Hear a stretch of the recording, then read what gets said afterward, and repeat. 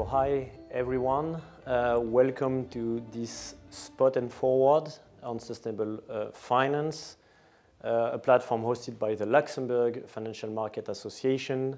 I'm very pleased to welcome and introduce Grant Ashby, in charge of Sustainable Finance and Investment Solutions at REFINITIV as part of the London Stock Exchange Group. Grant, welcome. Thank you.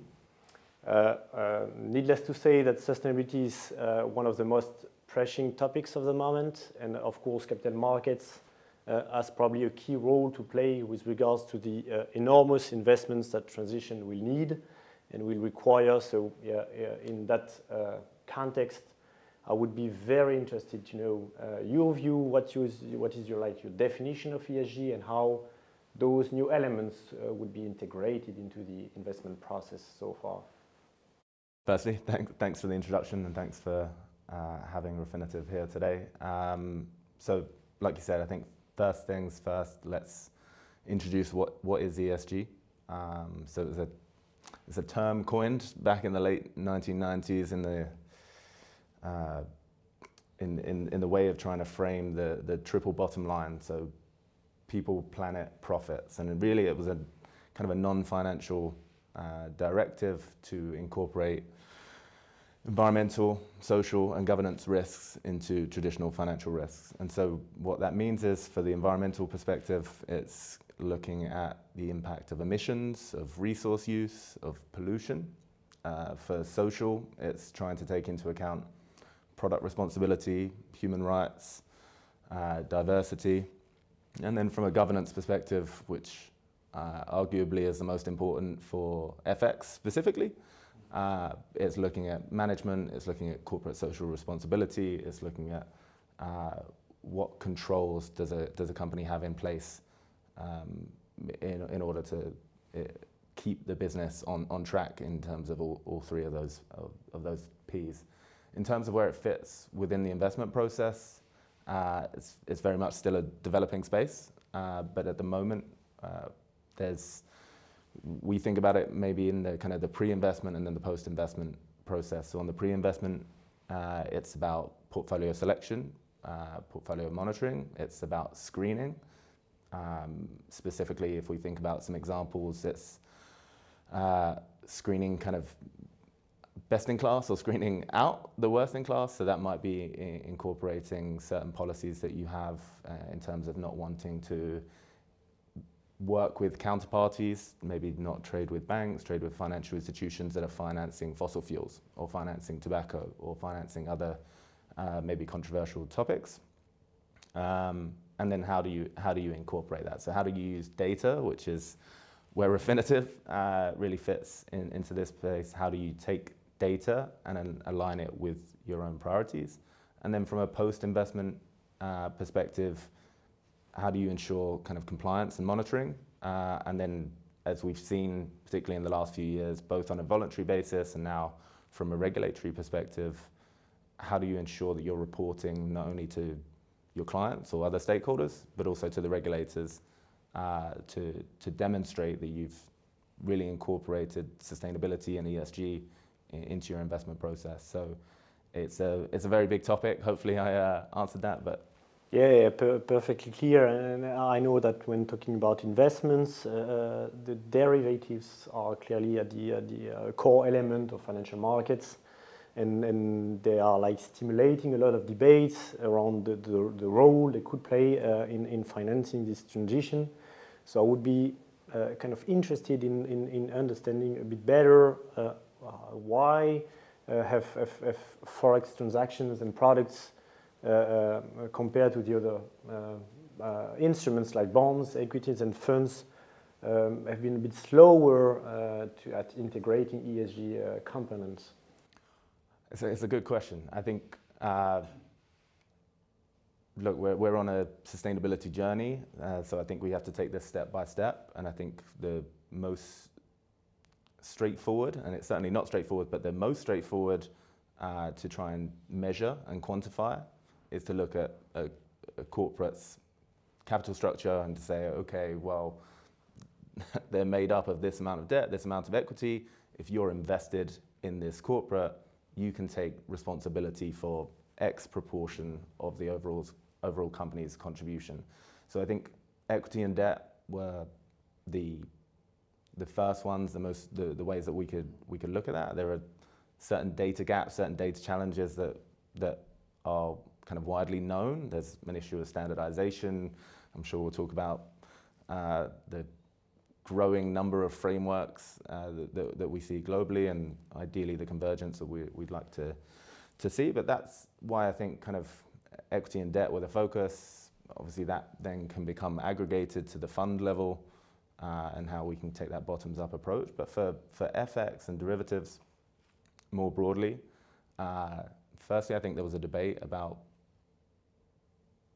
is it an economic activity, and therefore do you need to take responsibility, or is it a financial product that takes, and is there the risk of double counting if you're trying to look at derivatives as well as the kind of the underlying equity or debt instrument? That's one issue. And then I think secondly, it's the complexity of it, and how do you think about this, and how do you align it with whatever kind of counterparty, corporate strategy, investment mandate, or policy. And I think increasingly now, a lot of investors, financial institutions have got more comfortable with the kind of the equity debt fund element, and now they want to start to tackle the kind of the more complex areas such as derivatives, and we're seeing a number of different workflows or how different clients are trying to implement that, but I don't think there's one straightforward answer in how we tackle this. I do hear the big challenge behind, I would say, considering Forex or derivatives as ESG, I would say, compliant products. So how can Forex traders integrate ESG elements now into their own processes or investment decisions? How do you see that? We're seeing it in a few different ways. There's the kind of the more macro perspective, so country risk. So we're seeing, okay, do we want to, or as an investor, do you want to invest in certain countries that have negative ESG or poor ESG histories, or maybe aren't aligned with kind of whatever climate commitments you might have made? We're seeing increasing amount of net zero commitments kind of across the market, and so do you want to be trading the FX of a country that's maybe not aligned with the Paris Agreement? That's one perspective, and that's kind of the big picture in terms of where you might want to allocate capital. If we take a step down, where we're probably seeing slightly more is at the counterparty risk level. So how do you ensure that the banks, the corporates that you are working, or the investors that you're working with, are aligned with whatever goals, commitments, mandates that you're kind of obliged to maintain? And so I think that might be, we've seen one example with a bank that we were working with, where they actually, it was a bank trading with another bank for FX, and they were able to devise a contract that enabled them to trade and to offer better terms on the basis of achieving certain KPIs. These KPIs actually were specific to company level, so corporate level, so looking at diversity, board composition, and then environmental commitment. So it was really focused on greenhouse gas emissions. And so if their counterparty was to achieve their kind of stated or committed goals, but also have a certain amount of trade volume, that's the easier one to track on a kind of on a more ongoing basis. If they were able to achieve that, then they were able to kind of see the benefits through the contract in place on the FX side. So that's another one. And then there's the hedging element as well. So even if you're trying to invest in other asset classes, you're maybe debt financing a renewables project in a certain emerging market, how can you use FX to hedge against the kind of the currency risk or the FX risk that you're seeing there? So lots of different ways that it can be implemented. As I say, every client, at least from our perspective, has a slightly different approach. I think there's certainly a hope at some point there will be slightly more standardization, whether that be kind of a ESG score adjustment to price that can be kind of embedded into pricing models. That's a hope. I think we're maybe not quite there yet, but it's certainly encouraging the amount of clients and the different strategies that they're taking to make sure that they are incorporating kind of ESG principles into their FX and derivative strategies. So I clearly see that we have progressed within the journey, but still a lot of work to do, of course.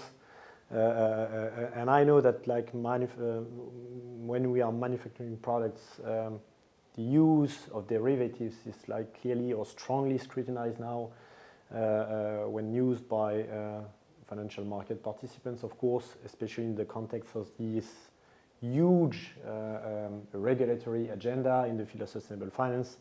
So in the world of Forex and derivatives, how do you see the role of regulation, these standards that are flourishing in these sustainability disclosures frameworks as well? It's a big push factor. I think we're seeing a cultural shift. There's a big movement from all stakeholders in terms of everyone from the retail investor to the institutional investor is interested and wants to ensure that their investment strategies, their trading strategies is aligning with certain goals.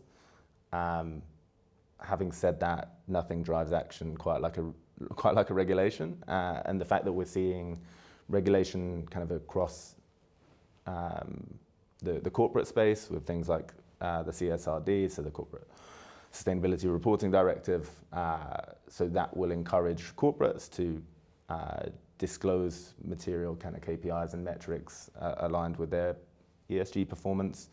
And then on the investor side, we're seeing, and we spend a lot of time working with our investor or financial market participant clients to align with things like the SFDR, so the Sustainable Finance Disclosure Regulation, the EU taxonomy, and of course other taxonomies around the world. But what that means really for the FX and derivatives world is these, particularly at the fund or the product level, where certain derivatives are embedded within the fund, as well as other kind of equities or debt, which again may be slightly easier to quantify.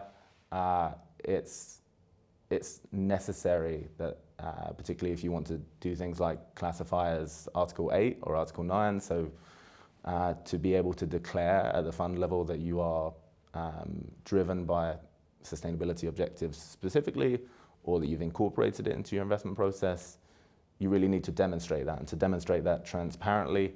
And that doesn't mean that you can necessarily just focus on one or two asset classes, but you need to think about the big picture. And so, yeah, I mean, it's fundamentally important that ESG risks and opportunities are incorporated, and I think regulations, the evolving regulatory market is really pushing action. So I think it's a positive, and then beyond just regulations and kind of some of the voluntary frameworks and disclosures. I mean, we also see the Global FX Code, which talks about best execution. It talks about kind of robust liquid markets. They're all aligned. If we think about the Sustainable Development Goals and the FX Code and the interlink between ensuring good governance practices, and how do you ensure good governance? Well, you need to monitor the counterparties that you're working with, and not just in terms of financial aspects, but environmental and social as well. So regulation has a really important role to play. It can't be just at the financial market participant or relying on kind of stakeholder engagement. And so, yeah, it's definitely encouraging to see the developments that we're making in that space. Thank you very much, Grant. It was like I learned a lot, that's for sure. So thank you very much for sharing this, I would say, very useful insights with us. Thank you for everyone who watched this interview. I hope you learned a lot as well. And I guess we will see in the future whether this derivatives world would further develop in a view to contributing to financing sustainable economic activities, projects, and companies, hopefully. Thank you very much.